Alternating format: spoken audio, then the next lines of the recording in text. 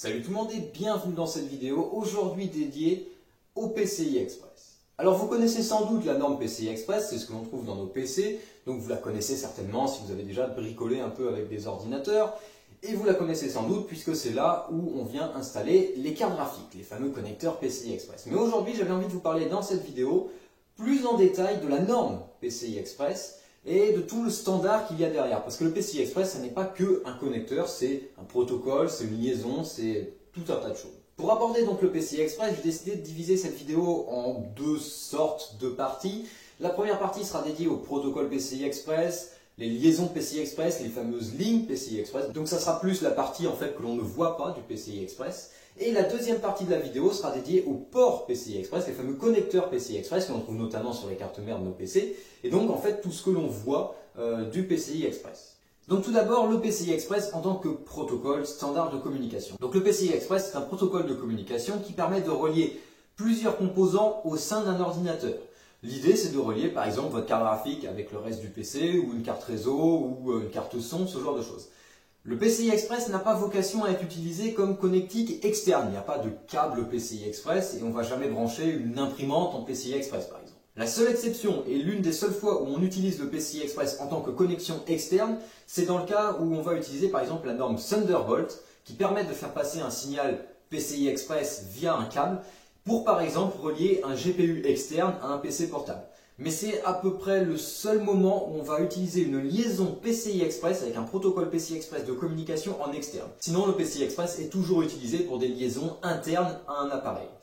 Le PCI Express est bien sûr le remplaçant de l'ancienne norme PCI qu'on trouvait dans les années 90, début 2000. Le PCI que l'on trouve encore sur certaines cartes mères de nos jours, c'est pas une norme qui a complètement disparu, notamment parce que le nombre de périphériques qui utilisaient ce standard était très important, beaucoup moins de nos jours puisque la plupart des cartes qui sortent utilisent le PCI Express. Et donc le PCI Express est le remplaçant du PCI. Le PCI Express est développé et régulé par un organisme qui s'appelle le PCI SIG, donc qui s'occupe de gérer un peu le standard PCI Express, c'est eux qui définissent le protocole, le standard, comment tout ça fonctionne. Le PCI SIG, bien sûr, qui existait déjà à l'époque du PCI, donc c'est pour ça que ça s'appelle le PCI SIG, et donc après le PCI, ils sont mis à développer le PCI Express. Je vais parler rapidement du protocole PCI Express, parce que bien sûr le PCI Express est un protocole de communication pour envoyer des données. Le PCI Express repose sur un protocole de communication par couche. On retrouve un petit peu ce que l'on a avec le modèle OSI pour les communications via Ethernet, le réseau. Bien ici c'est un peu la même chose, sauf qu'on n'a que 4 couches principales dans le cas du PCI Express. La couche matérielle, donc qui est la liaison en elle-même, deux autres couches qui sont des couches d'encapsulation des données, donc pour les adresses, etc. Et la quatrième couche, la dernière couche, qui est la couche application. Voilà très rapidement pour le protocole PCI Express. Sinon, le PCI Express repose sur des liaisons de type série et non pas parallèle par rapport à ce qu'on pourrait croire. Donc, le nombre de fils qui transportent l'information dans un port PCI Express est finalement assez faible. Pour le PCI Express et pour des questions de modularité, je vous expliquerai ça un petit peu plus tard, on parle en ligne PCI Express. Et donc, deux composants peuvent communiquer entre eux via une liaison PCI Express s'ils ont au minimum une ligne PCI Express qui les relie. Donc la liaison minimum, le minimum c'est une ligne PCI Express. Je vous expliquerai un peu de quoi il s'agit plus précisément, cette histoire de ligne PCI Express. Mais donc dans une ligne PCI Express, qui est la liaison minimum entre deux composants pour faire fonctionner le PCI Express, les informations ne transitent que par 4 fils. C'est tout. Dans une ligne PCI Express, il n'y a que 4 fils qui transportent l'information. Il y a 2 fils pour les données montantes, 2 fils pour les données descendantes. C'est tout. Toutes les autres connexions sont là pour apporter des signaux d'horloge, des signaux de détection, puisque les PCI Express ont notamment été prévus pour supporter le hot swap, pour apporter une alimentation électrique, etc. Donc il y a bien sûr tout un tas d'autres connexions, mais qui ne servent pas à transporter des données. Les données, tout le débit n'est assuré que par 4 fils, 2 en sens montant, 2 pour le sens descendant, et c'est tout. Le PCI Express est compatible avec le full duplex, c'est-à-dire que les données peuvent aller à vitesse maximum dans un sens tout en étant à vitesse maximum dans l'autre sens. Donc on peut vraiment envoyer et recevoir des données à fond en même temps. Ça c'est assez intéressant, c'est notamment une évolution par rapport au PCI. Alors juste avant dans la vidéo, je vous ai parlé de ligne PCI Express. J'ai évoqué un petit peu ce qu'était qu'une ligne PCI Express. Quand le PCI Express a été développé, aux alentours de 2003-2004, puisque le standard PCI Express, la première génération de PCI Express est apparue en 2004, donc quand ça a été développé, on a voulu plus de modularité qu'avec l'ancienne norme PCI. C'est-à-dire que le problème, c'est qu'on n'a pas les mêmes besoins en termes de débit entre une carte graphique et une carte son par exemple. Une carte graphique a besoin d'un débit assez important puisqu'il y a beaucoup de données qui vont transiter entre la carte et le reste du PC, alors qu'une carte son a besoin d'un débit assez faible en fait, puisqu'on envoie juste des données audio du PC, du reste du PC vers la carte son. Donc on n'a pas besoin d'une connexion ultra rapide avec un débit très important. Donc je vais utiliser seulement une ligne PCI Express. On dit qu'on a une connexion 1x ou une fois. C'est comme vous voulez, après il n'y a pas vraiment de standard là-dessus sur comment prononcer ce truc. Donc une connexion 1x ou une connexion une fois, c'est le minimum qu'on a entre la carte son, dans mon exemple, et le reste du PC. Alors cette liaison, qu'est-ce qu'elle va assurer? Elle va assurer une alimentation électrique, elle va assurer des liaisons en matière de signaux pour que la fréquence de la carte graphique se cale sur le reste du PC, que la communication puisse fonctionner correctement, parce que quand on communique avec des signaux numériques, il faut une certaine vitesse de communication, donc il faut que les deux s'entendent sur quelle vitesse adopter. On a également des signaux pour détecter la carte, le type de périphérique, le configurer un peu. On a également, d'ailleurs, petite précision, puisque le PCI Express a été conçu pour supporter le hot swap, c'est-à-dire qu'on puisse mettre à chaud des cartes dans son PC. Donc, en théorie, il serait par exemple possible de rajouter une carte PCI Express dans son PC tout en gardant le PC allumé. Le standard PCI Express a prévu ce genre de cas. Bon, c'est pas beaucoup utilisé, mais normalement ça fonctionne. La liaison 1x, c'est le minimum. Mais on peut connecter un périphérique avec une liaison 2x, c'est-à-dire 2 fois une liaison 1x, ou une liaison 4x, 8x ou 16x. Si je prends le cas d'une carte graphique par exemple, toutes les cartes graphiques que l'on trouve actuellement qui sont un petit peu performantes utilisent des liaisons 16x. C'est-à-dire qu'une carte graphique possède 16 lignes PCI Express qui permettent d'envoyer et de recevoir les données en même temps, et le débit se multiplie par le nombre de lignes PCI Express. C'est ça qui fait notamment la souplesse du protocole PCI Express, c'est qu'on peut multiplier comme ça le nombre de lignes en fonction des besoins. Ce qui permet à une carte son d'utiliser par exemple une liaison 1x, ce qui est largement suffisante, et à privilégier toutes les autres lignes PCI Express pour notre carte graphique, et donc la faire aller à son maximum. Alors l'un des avantages également du PCI Express, c'est que le débit est tout simplement multiplié par le nombre de lignes PCI Express. Pour ça, je vais vous parler tout d'abord de la première génération du PCI Express, la génération 1.0. Une ligne PCI Express à la norme 1.0 possède un débit de 250 mégaoctets par seconde. Ce qui veut dire qu'on peut envoyer à la carte 250 mégaoctets par seconde avec une seule ligne PCI Express.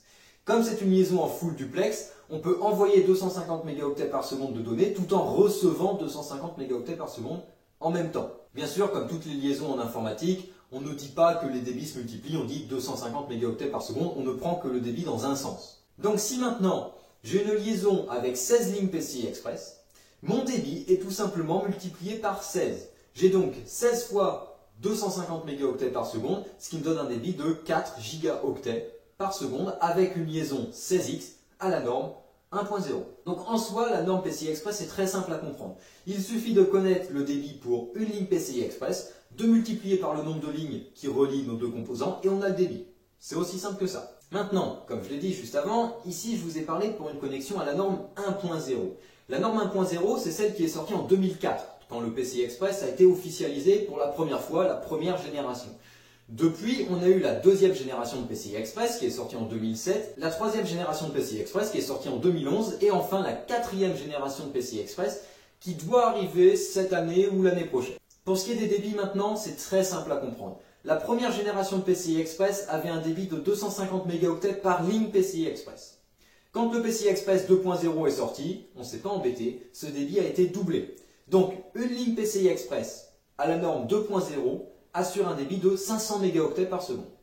Quand la norme 3.0 est sortie en 2011, on ne s'est pas embêté, on a doublé le débit précédent. Donc une liaison avec une ligne PCI Express à la norme 3.0 assure un débit de 1 gigaoctet par seconde. Et la future norme 4.0, on ne s'est encore pas embêté. Pour la norme 4.0, on a doublé le débit du 3.0, donc une ligne PCI Express à la norme 4.0 pourra débiter jusqu'à 2 gigaoctets par seconde. Et comme à chaque fois ce débit est multiplié par le nombre de lignes PCI Express qui assure la connexion entre nos deux composants, c'est très simple de retrouver la bande passante. Je vous ai donc fait un petit graphique avec la norme PCI Express 1.0, 2.0, 3.0 et j'ai pris un peu d'avance en intégrant la norme 4.0 et on retrouve donc les liaisons 1x, 2x, 4x, 8x et 16x. N'hésitez pas à mettre la vidéo en pause pour regarder un peu plus en détail le graphique, Mais on peut remarquer qu'à chaque fois, eh bien, le débit est doublé entre chaque génération et le débit est évidemment encore une fois doublé quand on double le nombre de lignes PCI Express. Ce qui nous permet, avec la future génération 4.0 et avec une liaison 16X, typiquement ce qu'on utilise pour une carte graphique, ça nous permet d'assurer un débit jusqu'à 32 gigaoctets par seconde.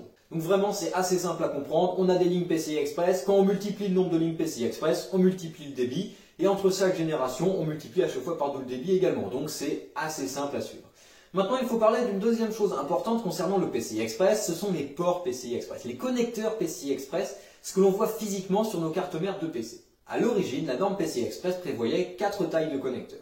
Des connecteurs au format 1X qui assurent une connexion avec une ligne PCI Express. Des connecteurs au format 4X qui assurent une connexion avec 4 lignes PCI Express, des connecteurs au format 8X qui assurent une connexion avec 8 lignes PCI Express et le grand format qui sont les connecteurs PCI Express 16X qui assurent des connexions avec 16 lignes PCI Express. Alors tout de suite, je vais simplifier un petit peu ce tableau. En effet, ça c'est ce qui était prévu quand la norme est sortie en 2004. Et en réalité, les choses ont un petit peu changé. En effet, les connecteurs au format 4X et au format 8X, eh ben, ils sont un peu en voie de disparition parce qu'en fait, on ne les utilise pas vraiment. Les connecteurs qui subsistent, ce sont les connecteurs au format 1X, qui sont les petits connecteurs que l'on trouve sur nos cartes mères, et les connecteurs au format 16X, ceux où on vient brancher nos cartes graphiques. Les autres formats ont plus ou moins disparu parce que ces deux-là sont finalement largement suffisants à eux deux. Alors, comme je l'ai dit, en théorie, les choses sont assez simples. Un connecteur 1X, c'est une ligne PCI Express. C'est donc une liaison à la vitesse 1X. Un connecteur 16X, c'est une liaison avec 16 lignes PCI Express, donc on va à la vitesse d'une connexion 16X. Bien sûr, à chaque fois, il faut faire attention avec quelle norme est utilisé le connecteur. Si c'est un connecteur à la norme 2.0, 3.0, 4.0, puisque évidemment le débit va varier. Une autre chose qui est intéressante, c'est que les connecteurs sont rétrocompatibles, c'est-à-dire que vous pouvez très bien installer une carte graphique à la norme PCI Express 3.0 dans un connecteur PCI Express 2.0. Il n'y a aucun problème, tout est rétrocompatible, compatible, un peu comme l'USB. Il n'y a pas de souci à se faire. Vous pourrez très bien brancher une carte graphique en PCI Express 3.0 dans un slot en PCI Express 4.0, aucun problème. L'inverse, tout fonctionne, c'est vraiment assez simple. Ce qui est également sympa avec le PCI Express, c'est que qui peut le plus, peut le moins. C'est-à-dire que vous pouvez brancher une carte au format 1X dans un connecteur 16X. Aucun problème. Le connecteur 16X est plus grand, comme j'ai dit, qui peut le plus, peut le moins. Vous pouvez brancher une carte avec un tout petit connecteur dans un grand connecteur, aucun problème. Ce qui est également sympa, c'est que l'inverse est possible. En effet, on peut brancher une carte graphique avec un grand connecteur 16X dans un slot PCI Express 1X. En soi, ça doit fonctionner. Alors, en réalité, ça ne marche pas vraiment. Pourquoi? Parce que déjà, il y a généralement une petite butée en plastique qui empêche justement de faire ça. Deuxièmement, parce que comme le connecteur ne serait pas complet, ça pourrait poser des problèmes au niveau alimentation électrique pour la carte graphique. Troisièmement, c'est souvent qu'il y a des composants qui gênent sur les cartes mères, ce qui fait qu'on ne peut pas de toute façon le faire. Mais en théorie, ça marche, et c'est notamment ce qu'on fait avec le minage, quand on mine des crypto-monnaies. Alors, ça a été la mode ces derniers temps. Si vous utilisez une carte graphique pour miner de la crypto-monnaie, vous n'avez pas besoin d'une connexion 16X parce que le débit entre la carte graphique et le reste du PC, lorsqu'on mine des crypto-monnaies, ce débit est extrêmement faible. Donc, une connexion 1X suffit. C'est pour ça que ceux qui minent des crypto-monnaies arrivent à installer 10, 12 cartes graphiques sur un seul PC parce qu'ils utilisent uniquement des connexions 1X.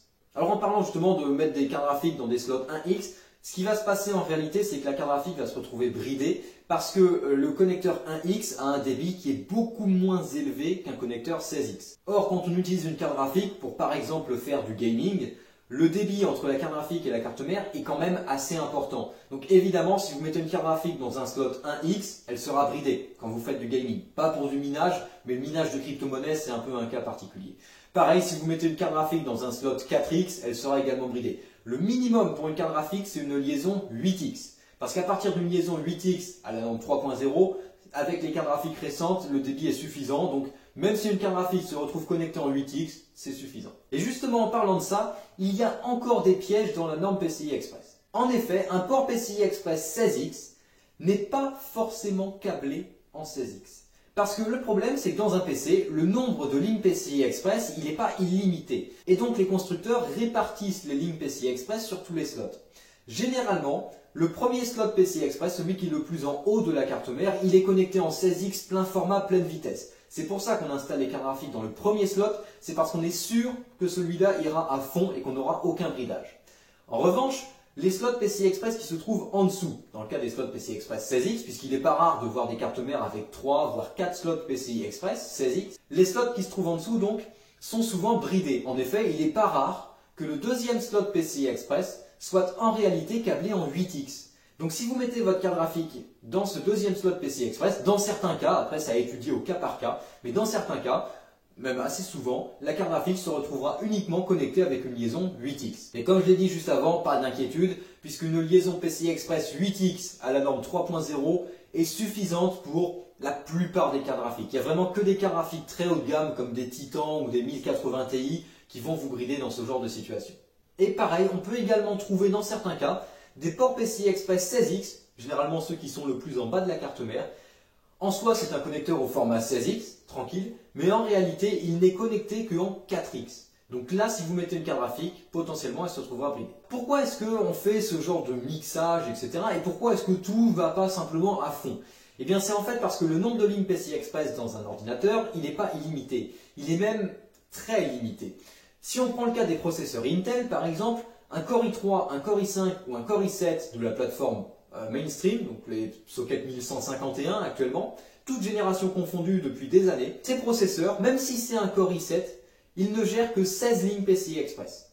Ce qui veut dire que dans la plupart des cas, le slot PCI Express 16X le plus en haut de la carte mère, il est câblé en 16X et il est câblé avec les 16 lignes PCI Express du processeur en direct. C'est pour ça que c'est le plus rapide. Non seulement il est en 16X, non seulement c'est généralement celui qui a la norme la plus rapide, et en plus de ça, on est en liaison directe avec le processeur. C'est pour ça qu'il faut privilégier ce premier slot PCI Express. Mais là, le problème, vous vous direz, c'est que du coup, comment on fait pour tous les autres ports PCI Express qui se trouvent en dessous? Eh bien, tous les autres ports PCI Express sont câblés sur le chipset et non pas sur le processeur. Donc, ils sont un peu plus lents et peuvent être soumis à quelques bridages, en quelque sorte. Même si, je vous rassure encore une fois, c'est très faible. Donc, évidemment, si vous mettez une carte graphique dans le deuxième slot PCI Express de votre carte mère, il y a des chances pour que ce slot soit connecté au chipset et donc ça sera un petit peu plus lent. Mais encore une fois, il n'y a pas de quoi vraiment brider la carte graphique, ça ne vous fera pas perdre de FPS en jeu, rassurez-vous. Alors bien sûr, il y a des cas particuliers, par exemple quand vous faites du SLI. Sur les processeurs Intel de la plateforme mainstream, Core i7